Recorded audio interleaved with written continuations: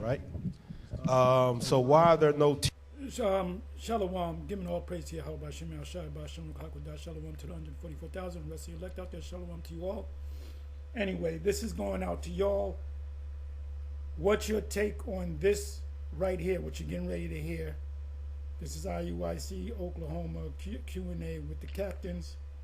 So I'm just going to let it play from right here. I'm not going to say nothing. I'm not going to add to it. I'm just throwing out there for y'all. What your feedback? What's your feedback on this? T2s? I'm guessing that means Titus 2s on YouTube. The next question. I'm not talking about this. Because some stuff is in-house. The next question I'm dealing with. The next two questions, you know, next question. It's explaining everything to everybody. They can watch and learn online from the brothers. But once they're in the body, then they'll be into that. Yeah. Last one there. If the children born of a mixed union are the children. Go to Ezra 10 and 3. Go ahead, y'all answer that. It says, if the children born of a mixed union are what the father is, why put away the children? Get that, Ezra 10 and 3. Ezra chapter. What do you put away? You have a woman from another nation. You have a child. Do you put that child away along with the woman? Do you put that child, which is an Israelite, away along with the woman? Give me your feedback. 10 and verse 3. Come on! Now, therefore, let us make a covenant with our God to put away all the wives and such as are born of them, according to the counsel of my Lord and of those that tremble at the commandment of our God. And let it be done according to the law. Why? Because it was a sin to marry wives of the other nation. Now, why the children went, get Nehemiah 13. This is why. Nehemiah chapter 13 and verse 23. Let's go. And those. Remember, keep in mind, Moses' sons were half heathen. So did he put them away? Those days also, I saw Jews that had married wives of Ashdod and of Ammon and of Moab. That was the same thing during the time of Nehemiah was happening. It was happening during the time of Ezra. They seen Jews marrying wives of the other nation. Read on. And their children spake half in the speech of Ashdod, and could not speak in the Jews' language. They spake half in the speech of Ashdod and could not speak in the Jews' language. They were unclean. Because think about it, who raises the children? I guess they wasn't Hebrew Israelites then, because they couldn't speak Hebrew. The mother. That's why Ezra said, listen, put them away, get rid of them. They just came out of captivity. They was dedicating the temple back to the Lord. They were trying to clean filth. So do you you have women of the other nations. You have children by them. You're an Israelite. The children are obviously Israelites. Do you put the wife, the woman of another nation away with the children that are Israelites? Keep in mind, Moses had sons with a woman of another nation. Out of Israel. So they said, listen, put away your wives, and guess what? The kids gonna go with them. Why? Because many of them spoke half in this. They were unclean. They spoke half in the speech of Adonai.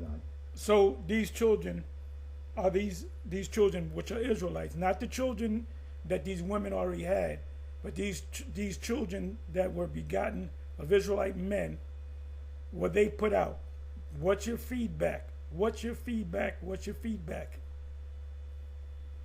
You also read that in 1 Corinthians 7, same thing. Many of y'all go through that as well. But watch this, read on. Verse. Now, I don't know what he means by first. I guess he means unbelieving wives. You have an unbelieving wife, you keep that wife. They teach, however, that if you have an unbelieving wife and she doesn't come into the truth and you come into the truth, you can cut her off. And if she pleases to dwell with you, you cut her off anyway.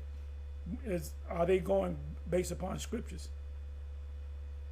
Their fear towards me is taught by the precept of men.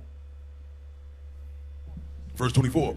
And their children spake half in the speech of Ashdod and could not speak in the Jews' language, but according to the language of each people. And so that was a reason why he told them, listen, get rid of your wives, because you ain't supposed to be marrying wives of the other nation. Get rid of them. And the kids go with them. Because many of kids of another nation, and I can speak from that from experience. They always side with the mother. They always go with the mother. I want your feedback. Give me your feedback. I want your feedback. Verse 25. Verse 25. And I contended with them and cursed them. Gideon, what was his, was it Gideon? Gideon had many wives, and he had 70 sons, I believe it was. And he had a son with a concubine, woman of another nation. Was that son put out? Wait a minute. Rehoboam shouldn't be king because Solomon lay with a Moabite, Ammonite woman, and had this son Rehoboam. So how did he become king? If he was half Ammonite. And smote certain of them, and plucked off their hair, and made them swear by God, saying, Ye shall not give your daughters unto their sons. And so Nehemiah wasn't playing no games. He smacked up some of the Jews, plucked them, and said, listen, you got to stop messing with these other nations. That's how serious. You could have women of the other nations, but you make them concubines. You don't marry them. If you had children with them, they're Israelites. The children are in a higher status than the women that bear the Israelite children.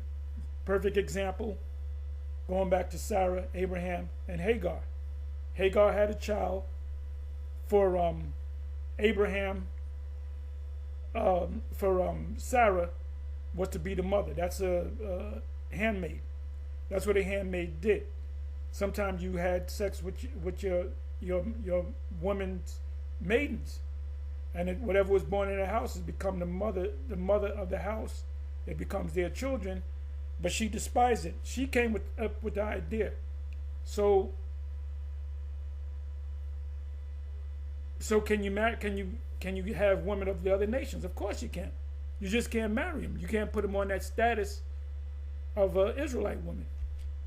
Serious it was. Bishop even said it in class before concerning those that intermingling and the kids and the offspring of it.